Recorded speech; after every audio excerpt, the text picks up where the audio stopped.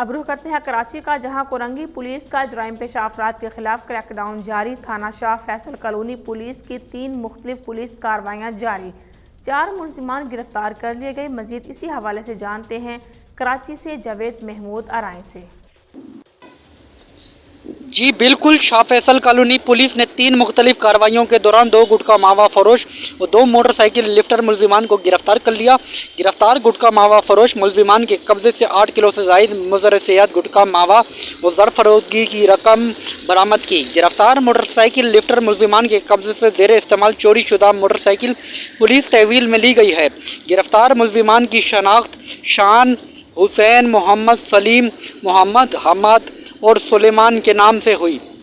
گرفتار ملزمان عادی پیشہ ور مجرم ہے اور گٹکا ماوا سپلائی و موٹر سائیکل لفٹنگ کے دیگر مقدمات میں پہلے بھی گرفتار ہو کر جیل جا چکے ہیں۔ گرفتار ملزمان کے خلاف مقدمہ درج کر کے مزید تفتیشی حکام کے سپرد کر دیا گیا ہے۔ Report Javed Mahmood Arain, district reporter, Red News, Karachi.